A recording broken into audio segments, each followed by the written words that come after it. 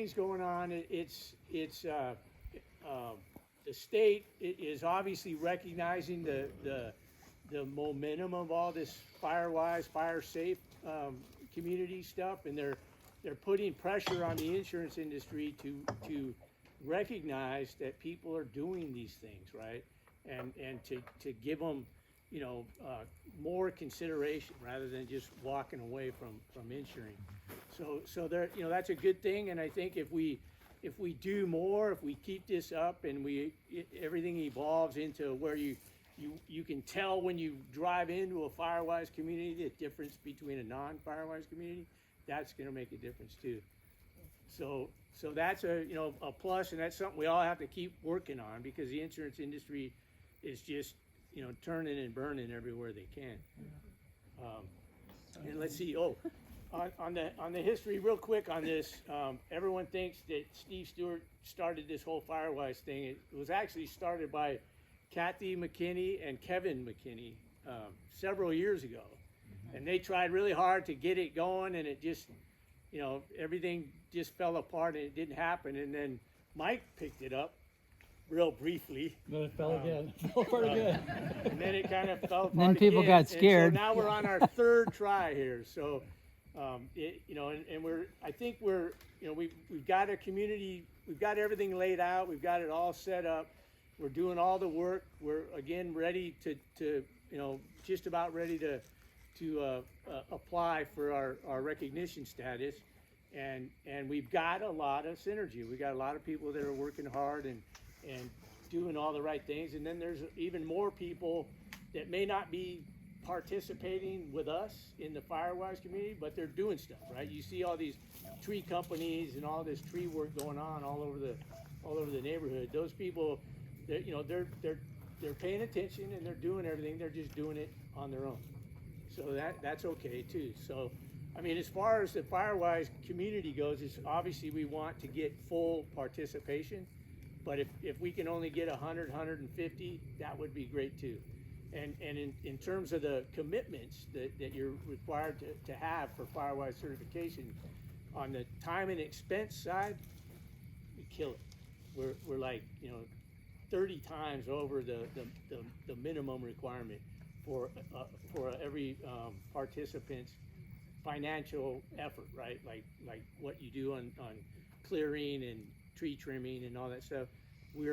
We just nailed that big time. So we don't have any worries there. What we do have worries on is getting data from every residence within our community, so that we can accurately assess, where the big risks are, and then work on those, right? And I think people think, well, I don't want to put down I have wood siding on this thing because I'm going to be a target. No, you're not. I have wood siding. I'm not getting rid of it. So it's not like that. It's just so we know. For example, if 219 people submitted forms and said they had wood siding, we'd go, well, maybe we should try to do something to take care of that over time. But like many, we just did our siding, and I'm not doing it again for 15 years or so. So anyways, it's not like that. It's just we need that data to accurately put together our 3-year plan, and then every year, every 3 years, update that plan, right? That's all it is. It's all anonymous data. It goes to the Firewise organization. They have no addresses associated with anything. So tell your friends and neighbors that there's no reason not to fill out those forms. I know it's on Google servers, and some people are worried about that, but it is what it is. It's cheap. We don't pay a darn thing for it. So it's the mechanism we're using. Whenever you talk to other people in your neighborhood, tell them to fill out those forms. We really need that data. Okay, I think I've covered it all. Mike, I'll just say I'm going to introduce, I want to thank Steve because, a few years ago I hosted a group here and tried to get the Firewise initiative started, and found it very difficult to get, volunteer support other than, a few hours here, a few hours there, and life happens. And so, it kind of petered out. I think Steve's put in a lot of effort to build the momentum a bit. So, and now it feels great to be part of a small group that it's not just one person, there's a few of us. And hopefully coming out of this, we'll find one or two others. I mean, I'd like to especially iterate that getting someone who would be willing to support an effort looking at issues around an emergency situation, evacuation, and how as a community we can make sure that we're ready to communicate if necessary in such a circumstance, that would be a big help as part of this effort. But I'm going to turn it over to Chelsea Young, who's here from the Santa Clara County Fire Department, who's been supportive in this effort, and actually with Steve went through the neighborhood and did a preliminary risk assessment. So she's going to talk a little bit about that. And then we have some gentlemen here from CAL FIRE from the Burrell station. So with that, I'll turn it over to you, Chelsea, and make sure that this is working. And there's soft drinks there in a cooler. And I see people sitting in the back. There are some benches here. It's going to be a little tough to see the presentation here. So if you want, feel free to come up and sit a little closer.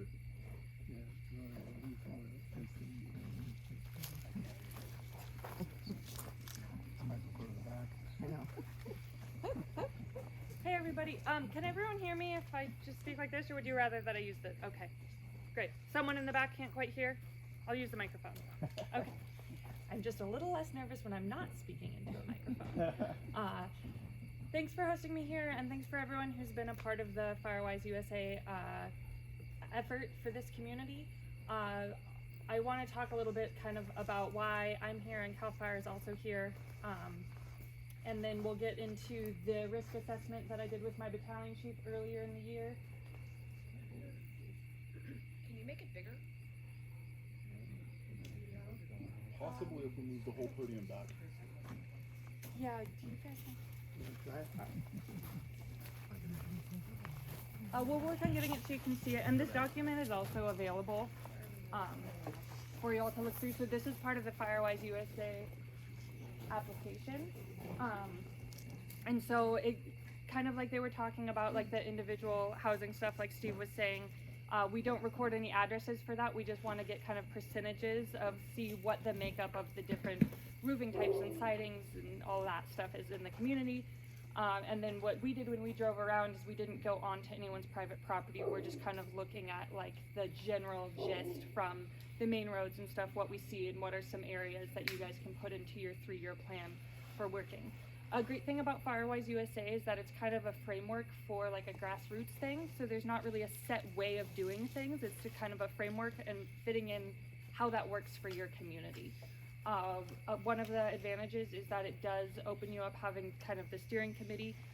It gives you an avenue for applying for grants, state and federal grants for these kind of community-wide projects, as well as opportunities for insurance discounts. Or what we're hoping is the more Firewise communities we get kind of in the area, the more that incentivizes insurance companies to want to stick around if they see that folks are really, doing what they can to mitigate the risks of wildfire. All right, so once we get this squared away and set up, This is about the best you're gonna get, I'm afraid.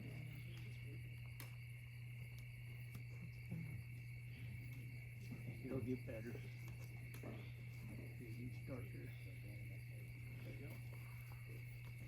awesome. So my apologies, I didn't, the right word. Memorize? Yes, thank you. I didn't memorize every single one of the recommendations, so I am going to be kind of like looking back to the screen for guidance.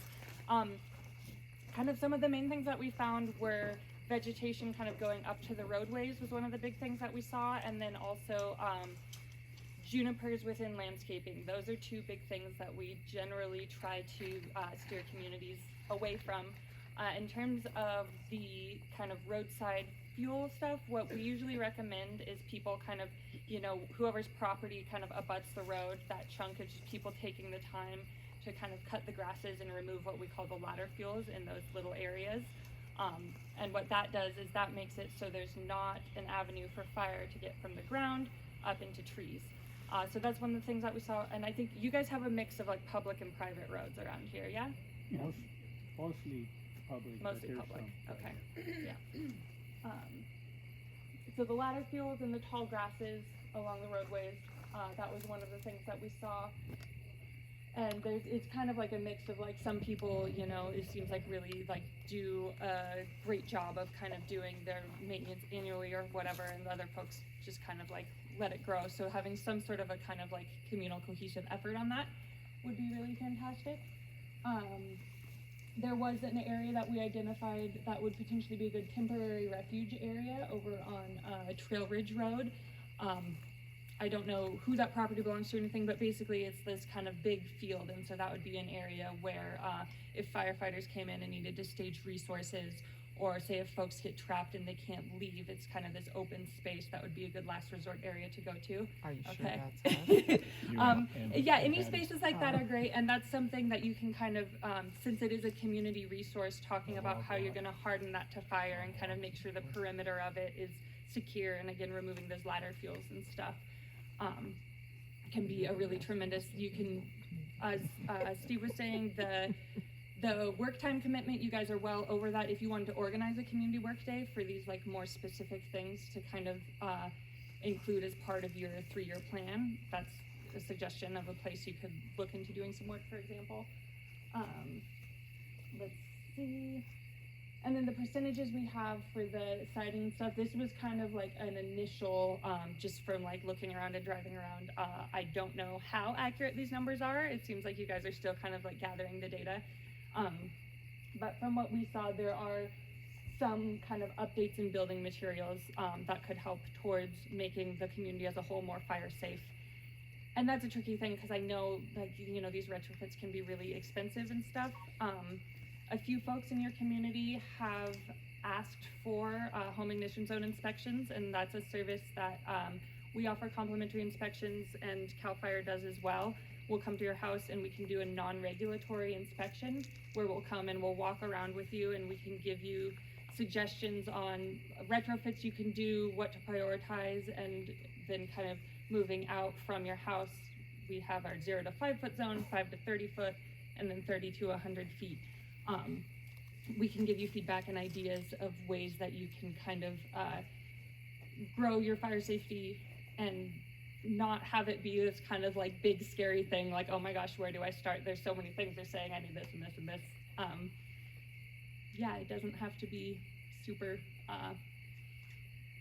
there's low cost things that you can do that will improve your house's Chances of survival. yeah, chances of making it through a wildfire, and that's what we want.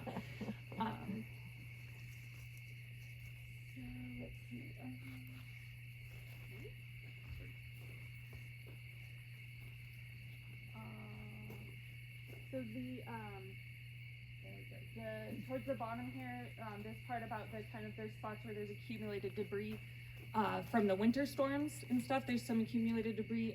We did this assessment a little while back, so I don't know if that stuff is still there or if some of it's been taken care of. Just kind of like the stashes of brush and All the everything. stuff you saw on the side of the road is mostly gone, 90% gone. Awesome, that's great. So we can take that off of there. We don't even need to worry about it. And just, yeah, keeping up on that clearing, like last winter was especially crazy, we know, and there's, you know, another one in store, it sounds like. So that's kind of another piece of it is where we really see how the fire planning and the winter storm planning, like they kind of go hand in hand. So this is Firewise USA, and really it's kind of a framework that supports the health of the community all year round. That's pretty much what I have to say. That's what I have to say about the community-wide assessment that we did. I have a few other topics that I want to get into in a little bit, but before I do that, does anyone have questions? Yeah.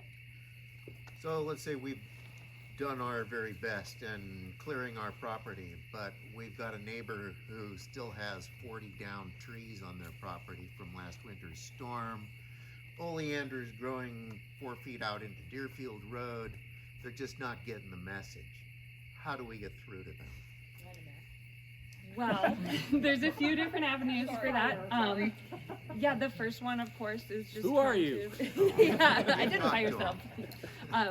Yeah, the first step is, you know, if someone has that relationship with them, trying to talk them through and doing it. And then there is always the option of tattling on them. you can talk to Cal Fire is the one that does the inspections in this area, and there is kind of a process for if a property is out of compliance for a certain amount of time or more, then it goes to weed abatement, and things will get taken care of. So that is one route as well. So where we live here, we do have weed abatement laws? Not in Santa Cruz County, Santa Clara. Oh, Santa Clara. God, so that's the other tricky thing about you guys is you're kind of divided. Those of you that live on, thank you, on the Santa Clara side of Summit Road, we have our weed abatement program that I'm familiar with, and then on the Santa Cruz side, I honestly don't know what their process I'll is. hit that in my presentation. He'll speak to that more. All 'Cause- right. So they're from the San Mateo Santa Cruz unit. They're kind of your state responsibility area response, and then Santa Clara on the other side, we are Redwood Station, that's in Redwood Estates. That's where we respond from if there's emergencies here. A way that I like to look at it kind of is Cal Fire is here to protect their forest from all of you, and the city fire departments, we're here to protect your homes and lives from their forest if it catches on fire. Well put. So yeah, we're more of kind of like the medical and the residential stuff, and they're more of kind of the bigger. We'll both respond if there's a wreck on the roads or something. But that's just kind of like keep in your mind and figure out kind of a little bit about how the picture works. I know that's probably not quite a satisfactory answer, but I hope it's good enough. We'll have to do. What about absentee landlords like Union Pacific, the rail company that owns that big chunk of land, or like the contiguous 100-acre woods around here that's not being maintained? How do we get them to get the message, or compel them to do the work? Union I'll hit that Pacific one, doesn't too. own that property. Southern Pacific. No. No. One of our neighbors owns Private that now. property. And they saved that property from being So logged. Cal Fire will talk. But the bridge. I'm talking about the train tunnel and all that. They'll That's touch fine. on that a little bit in their presentation. It certainly is, yeah, this part of this effort is getting you guys organized in your community, and then as larger fire agencies, us trying to get other large landowners in the areas engaged in doing this work as well is also very important. We'll go around other questions. Yes. I was just gonna say, gentlemen, I don't know your specific situation, but just a suggestion, a possibility, maybe try to organize a work party if the neighbor is willing to let you. I don't even know who it is. Oh, the I gentleman can over connect there. you. I apologize. And he's happy to let us go out into his land and clear. Okay. We've been 200 feet out into that property to clear. Maybe we can organize a work party, if it specifically affects an individual, maybe they can spearhead a work party and we can all come and try to make it a little safer for said party if the neighbor will let us come out, as an option. Yeah. Yeah, like Kevin said, Marcel has given all of us who know him and have talked to him, permission to clear onto his property as much as we need to be, to feel safe, and that's great, right? But he's got 110 acres. He's not going to go and do that, and that is a solution. And Damien, if somebody wants to be on our Firewise committee that heads up the work parties scenarios, we'd love to have somebody do that, and it's a great option because we've got, we're surrounded by almost all of it is unmanaged forest. And so the more we can do around our community, the better off we're all gonna be.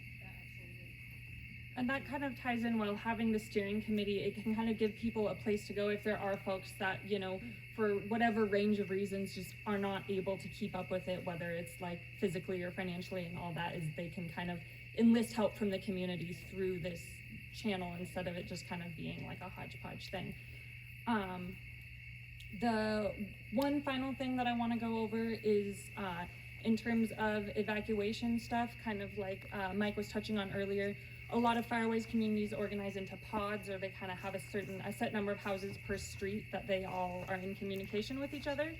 And then in addition to that, making sure that you're signed up for, if you're on the Santa Clara side, it's Alert SCC.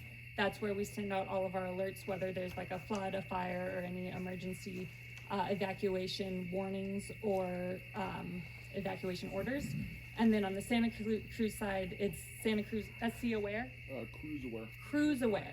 So Cruise Aware if you're on this side of Summit Road, and if you're on the other side, then Alert SCC is where you'll get those updates. And one thing that we always try to stress too is that fire doesn't really have a timeline, and so the difference between evacuation warning versus evacuation order, when you get that warning, start thinking about going, because it could change into an order in a matter of minutes or a matter of days. So you don't necessarily want to wait until you have that evacuation order to start thinking of going. You want to think about it before, once you get that that kind of like suggestion or recommendation, that's really like, all right, get moving, because a piece of that is that we don't want everyone on the roads trying to get out at the same time. These roads were not built for all of you to be driving at the same time, so the earlier you can leave, the better, to hopefully kind of stagger that traffic going out of the communities. Those were the big things that I wanted to hit on. Thank you guys for listening, and I will pass it on to CAL FIRE for their presentation next. Thank you very much. Really appreciate it. I'd like to, first of all, thank our partners from Santa Clara County Fire for being here. I'd like to thank my captain, Captain Washburn. My name is Andrew Clark. I'm presently a seasonal firefighter at the Burrell Station, which is other side of SoCal San Jose Road on Highland Way past the Summit store. I'd also like to thank all of you folks for being here today, because you are the folks who are here. You are the folks who have shown the interest and the involvement in getting a Firewise community going. You're interested in protecting your homes, protecting your safety. So I really appreciate you folks being here and doing that. It's an important step, but now the next step is just kind of to keep going with it. And I do have a presentation, but before I get into that, I'm going to lead with my chin a little bit, and I'm going to talk about the two concerns that were just raised, which are things I've commonly heard as a defensible space inspector out knocking on doors, doing what we call LE100s or defensible space inspections. The first one is, I've cleared around my house and my neighbor hasn't, and there's a problem. What do I do? Well, all of the fuel clearing projects out there boil down to two things. They boil down to permission and money.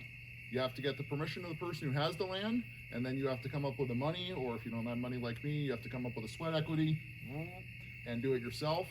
And so the good news is, it sounds like with a couple of the larger landowners, you already have part of that problem solved. You have the permission, which is great.